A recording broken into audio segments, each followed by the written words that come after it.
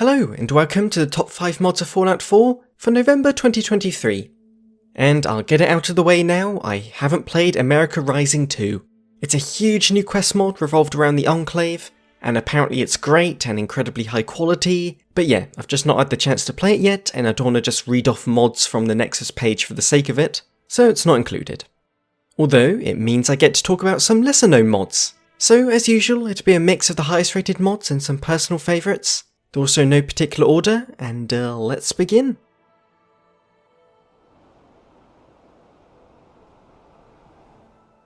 There's tons of raider camps across the Commonwealth, but once you clear them out, you realise they're actually incredibly bare bones. Like the lucky raiders might live in a bus with a single bed or a tiny shack, and the others seem to live under a tiny piece of cloth with a fire pit next to them. So this mod makes subtle tweaks to make the places look more lived in. It's not some huge location overhaul with large changes that will tank performance, but instead it adds the basics like tables, chairs, cooking pots, and tiny decorations that give a bit of personality.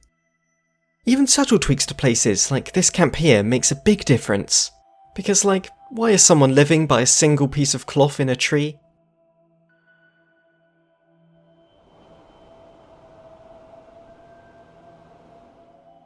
Now, you're either going to look at this new chain gun and think, ew, that looks ugly, or think, oh yeah, that looks ugly.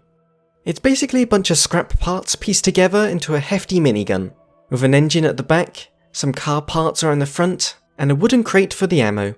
It's very much a homemade design, where sure, the logistics of it are a stretch, but in a world that has pipe weapons, which are just like a wooden cube with a pipe in it, it's believable enough. It also comes with plenty of makeshift attachments to change it up. And unique new sound effects.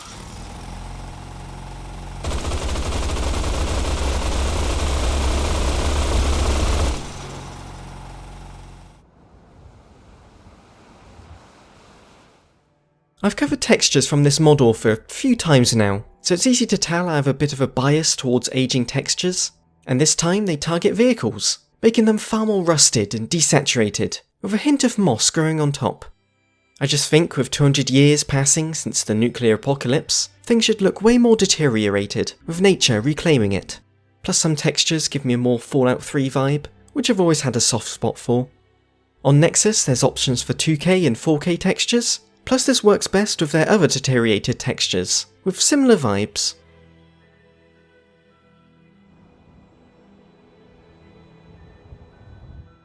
I've always appreciated mods focusing on the more neglected aspects of Fallout 4, and melee animations are definitely part of that. So, with this new combat knife animation, you'll go from awkwardly swinging side to side to actually stabbing down with the blade held in reverse. As, you'd actually get more force that way, and it especially seems more practical if you like to sneak with it. At the moment, the animation only affects the combat knife, switchblade, and disciple's blade from the Nuka World DLC. And the mod author says it will need patches to work with other weapons, but honestly it just works best with these small blades anyway.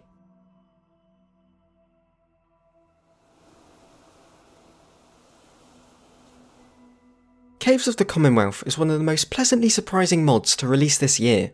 It adds 5 new cave locations around the Commonwealth, as well as having a number of smallish quests inside them, and it's just really polished with some of my favourite level design from any mod.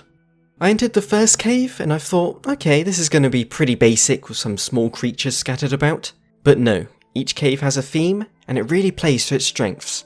I don't want to spoil things, but hopefully the footage shows what I mean. As for the quests, they're pretty simple, but honestly I'll take that over something that's overambitious and janky any day. Plus there is some voice acting, and again it's pretty impressive. It sure is chilly in here. The cold and damp setting in Exhibit B is not ideal for fungi to grow and develop. There's surprises around every corner, quite literally, as there's traps, unique items, strange collectibles, and little hidden lore pieces that set the scene. An easy recommendation for some new content. Thank you for watching. If you enjoyed the video, I'd really appreciate it if you gave it a like as it helps the channel grow. And my plan is that, beginning of January, I'll probably do my top 10 top 5 even mods of Fallout 4 for December. Then after that, as soon as I can, I'll do a top 10 mods of the year. So yeah, that'll be fun. And a huge thank you to my Patreon supporters, Bishop Fox, Alex Campbell, Connor Peterson, Esteban, John Ratz, Ter Aura, Jaden Shaw, Jake Carlo, Dweezil P. Pants, Rook, Alec Bentley, Jack Ma, and Christian Howell.